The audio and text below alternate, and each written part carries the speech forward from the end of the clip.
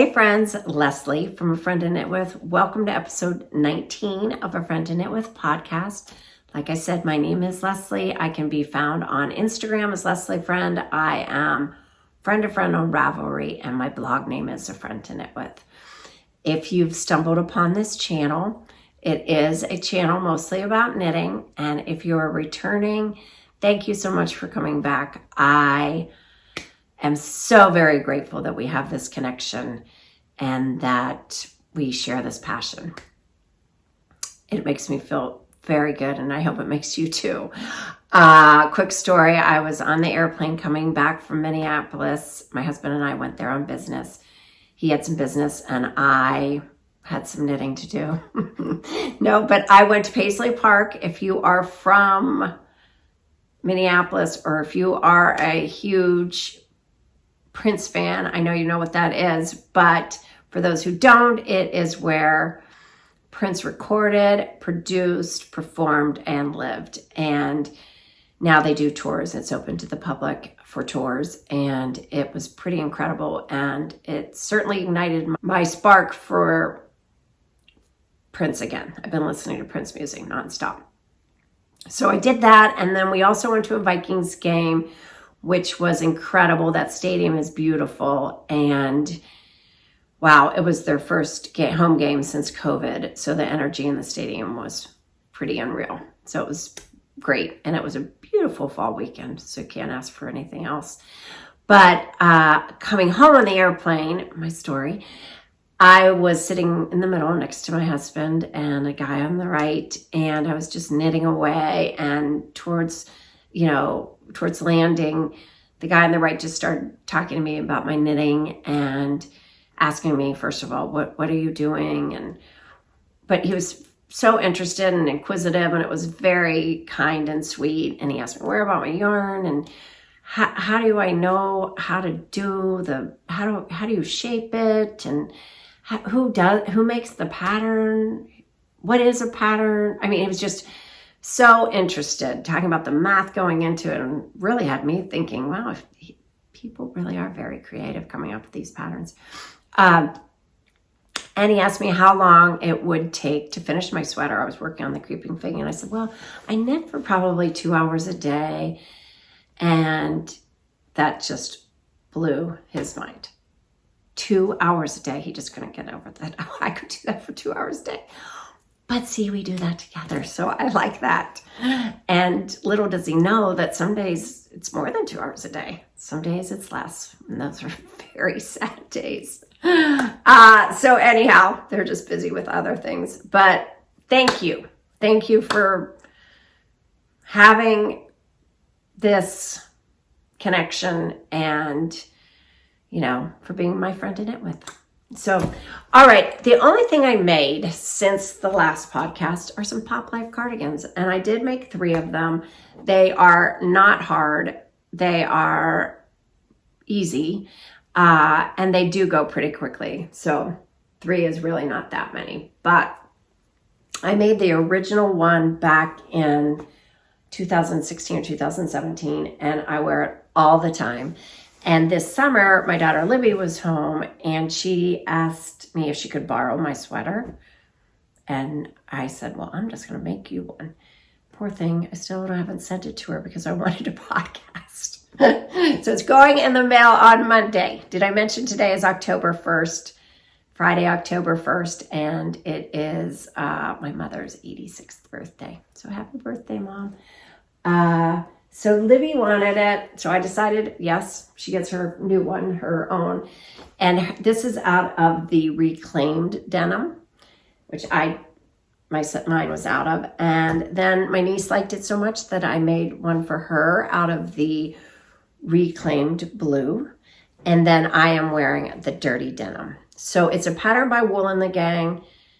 It calls for their Billie Jean yarn, which is upcycled cotton, upcycled denim, or upcycled jersey, or some combination of those.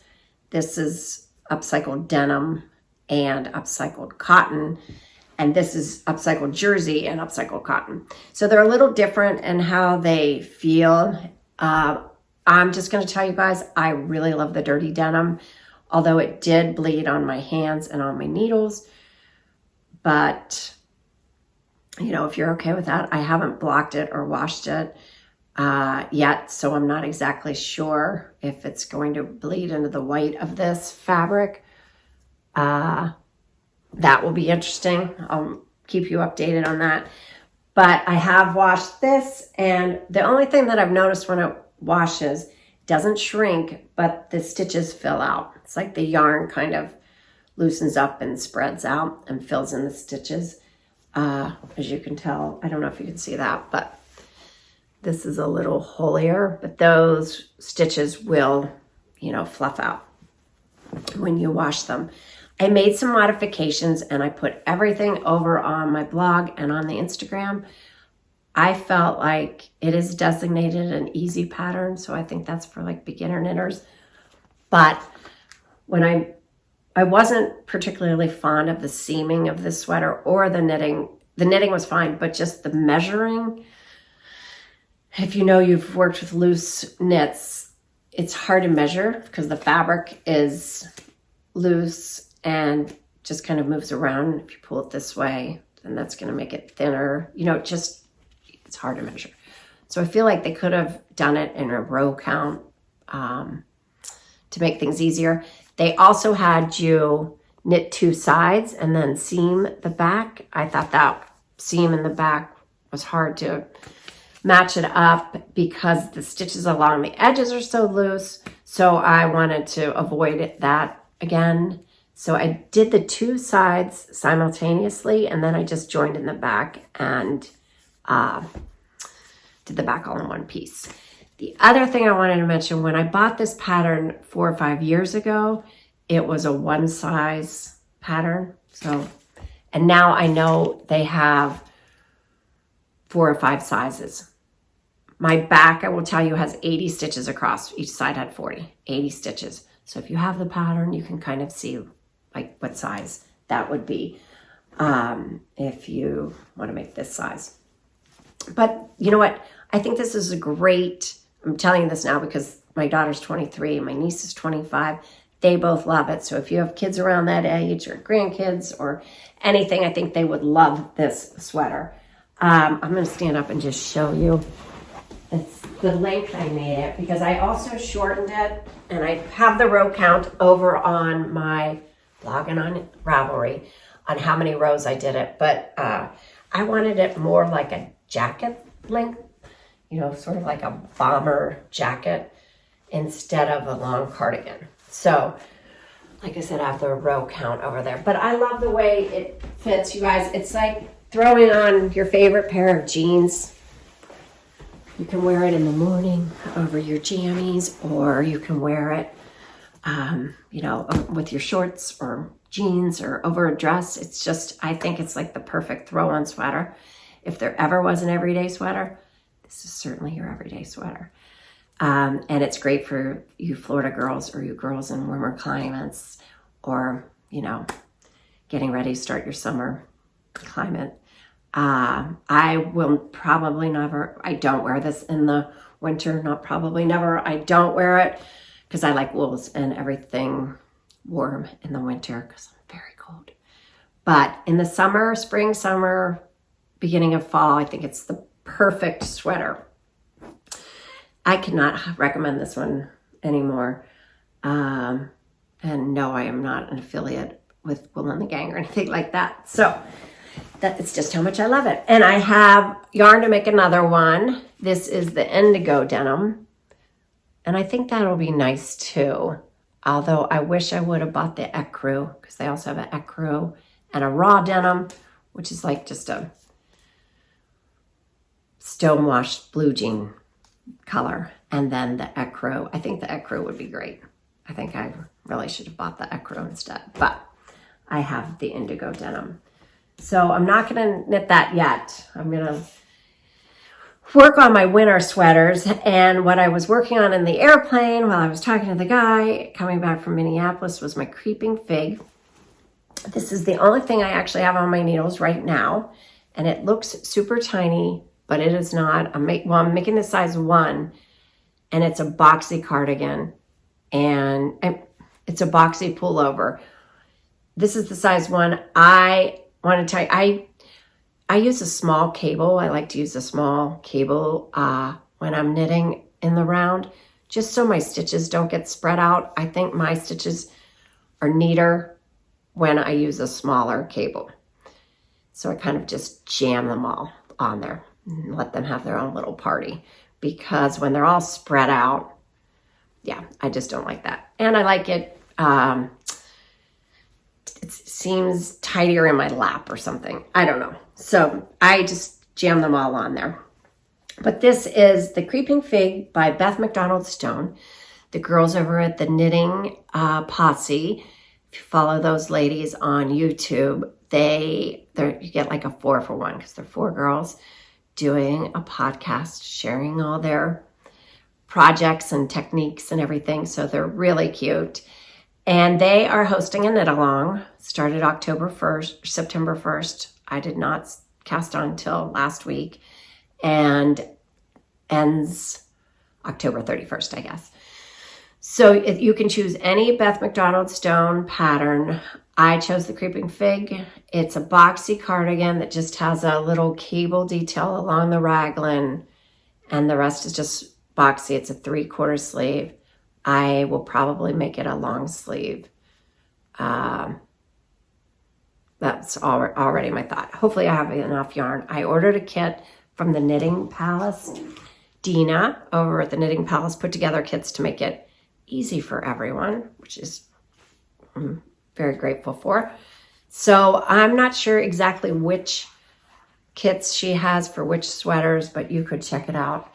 I know the Creeping Fig is over there, and I chose fawn, and the yarn is really squishy. It's Forge by Hudson and West. So I am loving working on this through the cable, which was coming off of the Pop Life, which didn't have, any stitch. You made one or increased, and that was about it. So any sort of different technique. It was fun to do a cable. And now I can just put it on cruise and knit in the round. I'm going to Florida on Monday to see my mother, and this will be just a great, sit and knit project. So loving that. Friday, though, I hope I can get a lot done in Florida while there, because Friday is the Stephen West knit along. So I guess we do 2 knit alongs in October. The Stephen West starts on Friday, October 8th. And if you've ever done any of them, you know how fun they are. I love the community that he builds for these knit alongs. And he's just a genius. And you'll always learn something new if you do one of his knit alongs, because he has such unique stitches that he, sort of incorporates with other stitches that you will never see. And he's a true artist, that's for sure.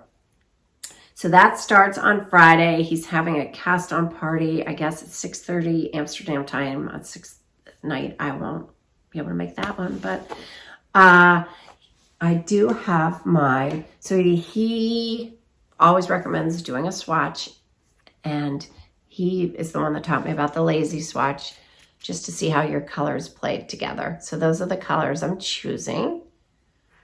Going with more of a brown palette. I'm excited browns are coming back in. So I love that. I'm using most of my yarns from my Knitcrate subscription. I'm not the type to just buy yarn in a yarn store because I like it, but I love that I've been growing my stash with my Knitcrate. So these are all in my stash. They actually look better in that light than they do in person. I mean, there's more of a contrast in this light than there is with my human eye without the camera. I'm really liking that. And then I have one other color, and this is a plum from, I don't know if anyone remembers, but Sandy from Sandy in the Lakeside used to, I don't know how long she did it, maybe a year. She dyed yarn. And I bought some few skeins, and so that's that. Sandy by the Lakeside. Sandy by the Lakeside yarn. And I've been dying to use it, so I'm very excited. And I love the color, and I love this with the brown. So I hope that once I start knitting on it, they will all play together nicely. He gives you a clue every Friday morning. And literally, you guys, I would wake up at like 4 a.m, couldn't wait to get out of bed to go find my clue. Sometimes it wasn't. Sometimes it was there. He would pop them in early, and sometimes no. So I like a project too where I have goals. I like to set goals for myself. I do it often. And so if somebody's giving me goals, that's even better. And yeah, I'm just super excited. That one will end the last the last clue I think comes out the last Friday of October. And so you can go into November. So those are my October projects. Who else is doing the knit along? I'd love to know. And I'd love to know also how many hours a day you guys knit. More than 2? Or is 2 the average? I don't know. Some days, obviously, I do knit. What's the average, I guess I should say. Speaking of the one skeins, I want to mention, because I have a ton of just one skeins. And I used to store them in my, just a closet, just a cabinet sort of. And I had them all organized in there. And I did see a little critter flying around and thought that was just very dangerous. So I now have them all in bins. But my friend Christina came over, and she loves to play with my yarn so much. She loves the yarn. And she had this fantastic idea. And I put it on Instagram the other day, and so many people, even the last time I put it up, asked me about it.